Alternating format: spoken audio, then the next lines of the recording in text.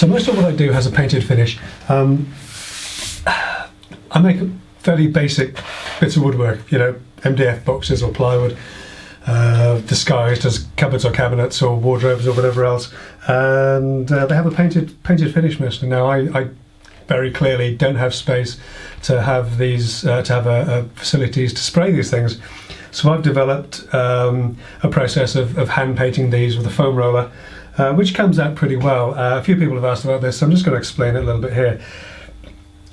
Although I make basic bits of furniture with some fairly fancy equipment, the painting is one area where you can have the most bog standard tools, the same as anybody else, and still get a great finish. The stuff I use is as off the shelf as you can possibly imagine. I'm just going to go through some of the tools that I use for painting now, just to show you how incredibly simple it is. I usually have 2 foam rollers on the go. I have a 4-inch and a 6-inch, and these are both sort of standard mini roller type frames, you know, the sort of thing. And they do all the paint application pretty much. Primer, undercoat, finish coat, everything really. I keep a couple of brushes on the go, a little sash brush like this, always synthetic bristles, and usually a little sort of 1.5 inch or maybe 1 inch just regular paintbrush like this. These are by Harris. I buy these on Amazon. You can get a mixed 5-pack for I think £5, so sort of $6 or so. I'll put a link in the description below, and they are absolutely fantastic for the money. They're not disposable at that price exactly, but if they do end up a bit manky, then yeah, you can bin them after, you know, a few uses, because they'll have earned their keep by then. As far as the paint goes, you have the paint in a standard 9-inch tray, and I do use a tray liner, just because it's easier sometimes just to swap the liner out and keep a tray going, rather than have several trays on the go. So that's the basic kit. One thing I wouldn't recommend, and I know it's tempting, is these guys. It's like a 9-inch foam roller, goes on the bigger sort of 9-inch cage. I've tried using these for big panels, and while it's tempting to get, you know, that much coverage, the foam isn't very deep on it, and what I found is it tends to sort of skid rather than roll. So you don't get a very good finish of it, and then it gets all a bit uneven.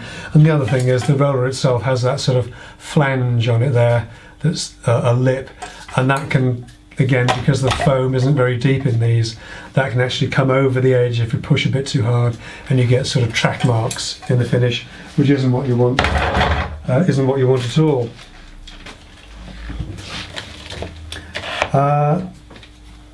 A little bit of filler comes in handy sometimes. I use just again, off the shelf trade quick drying squeezy filler in a tube like this. Works fine, dries quickly, very happy with it. Just coming back to the foam rollers for a sec. One thing, the brand I don't think matters at all. I'm using Pro Deck because they happen to be what my local suppliers stock. But I will say, make sure you get the high density foam ones. You can get some slightly squishier foam ones, and again, like the big roller, they tend to sort of load up with paint and then slide or judder, so you just don't get a good finish with them. As far as paint goes, again, I've used pretty much all the brands there are, and there are differences between them, but not enough. I used to work for a guy who said, "Oh, you wouldn't want to live by the difference," and I completely agree with that with these. I tend to go for Leyland because it's stocked by my local suppliers. It's I don't know, is it a international brand? I don't know. Anyway, whoever. Leyland water-based acrylic primer undercoat as the base coat. The base coat, it works really well. I've used Dulux without any problems. I've used Crown, again, sorry, these are UK brands, I don't know how international they are. I'll just rattle through them quickly. Leyland, Dulux, obviously. Alcaz and Nobel have their own brand called Armstead. Alcaz and Nobel are the Dulux parent company. Crown, Johnson's. I find them all to be very similar, to be honest, and no real difference between any of them.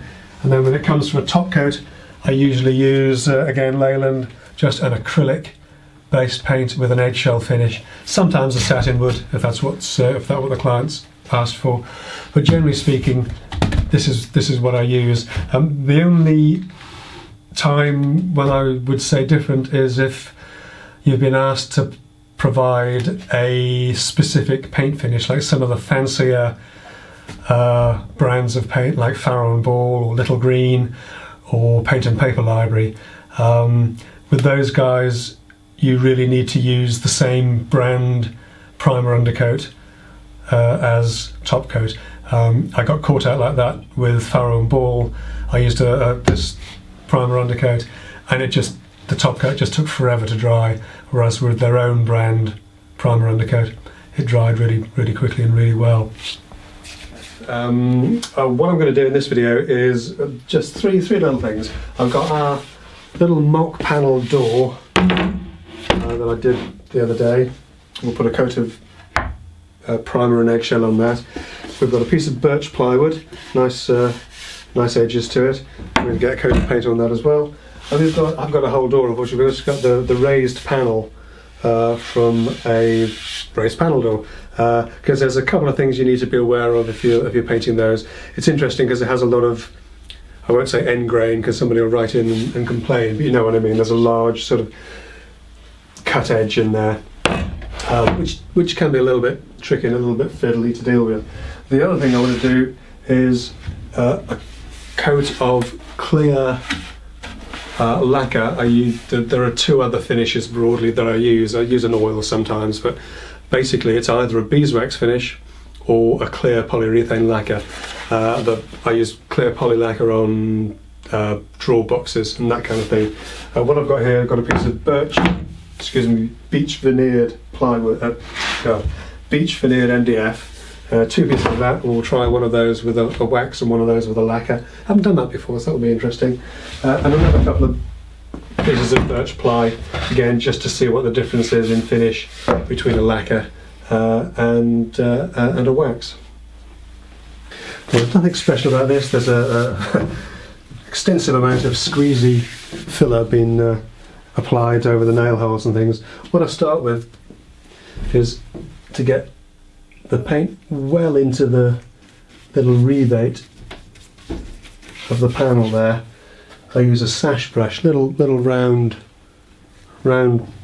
profile brush like this, and it just gets in there and makes sure that everything's covered.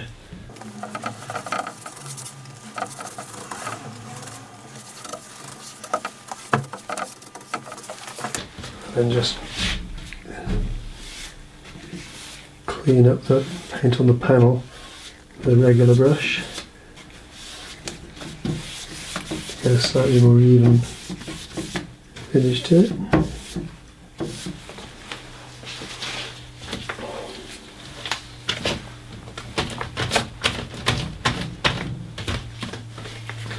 And then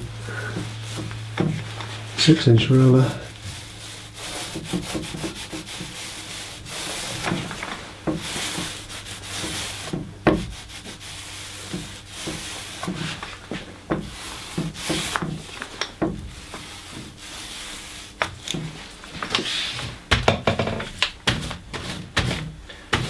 Then we can swap to a 4-inch.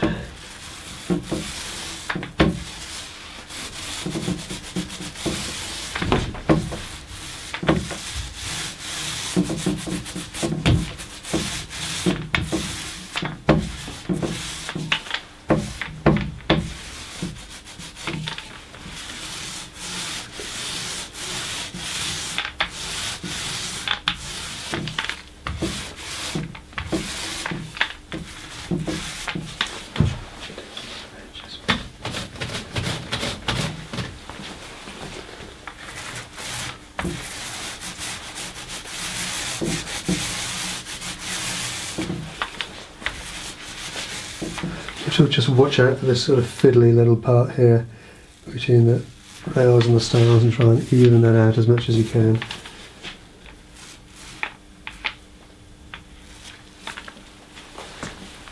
The other thing you need to watch out for is on the end of the roller here, both ends actually,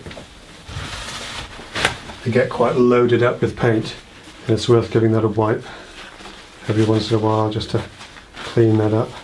I think I might change this roller because it's getting a bit... I've done an awful lot of edges with this today. It's getting a bit of a dip in the centre. I'll do these edges first and then change it. So again, nothing special here, no special preparation on this. We'll see how this goes. Not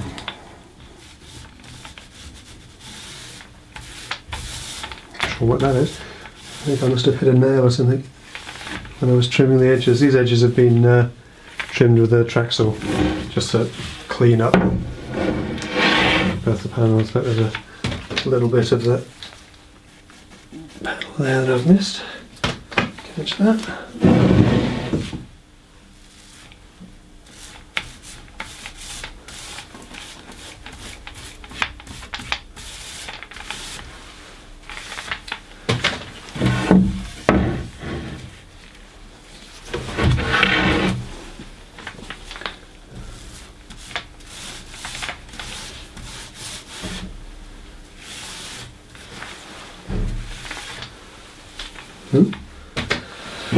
It doesn't look too bad.